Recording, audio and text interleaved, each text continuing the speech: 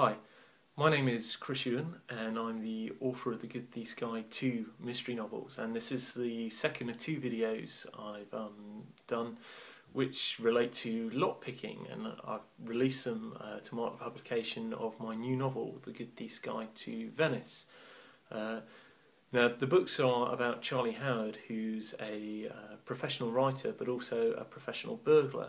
And in the first video I talked about shimming a lock, and in particular how to shim a fairly cheap padlock. However, shimming is kind of looked down upon by hobbyist lockpickers.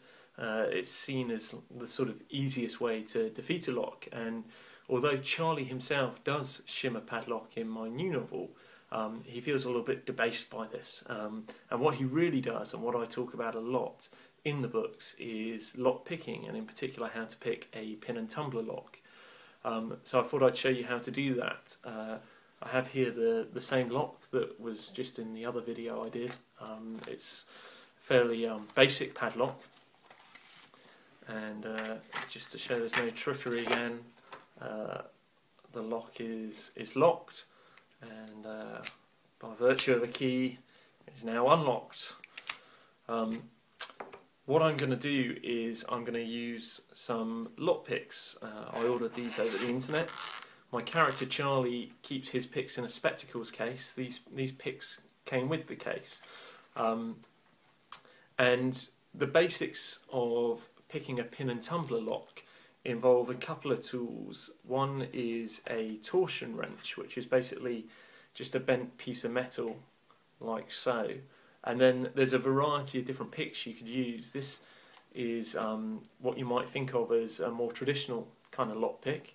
But what I use, in a kind of, I guess, sort of cheats way of picking that Charlie also uses from time to time when he wants to be quick in the books, is a raking tool which has a series of indentations like so. The way that a pin and tumbler lock works, and just to say that pin and tumbler locks nowadays are not used in the most modern of security systems, but they are very common, and they're often used in cheap locking systems, which was quite relevant to some of the more dated locks that my character comes across on properties in Venice.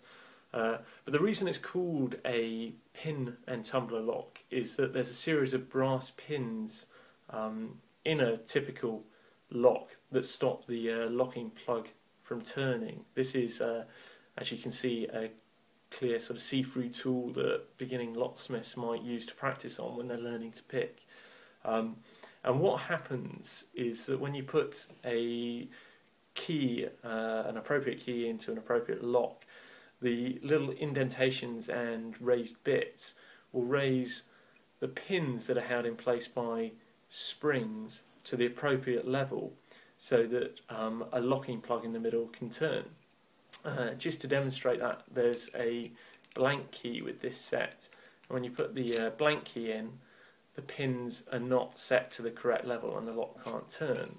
But if you put the correct key in, the pins are lifted up all just above the metal plug and the lock can turn.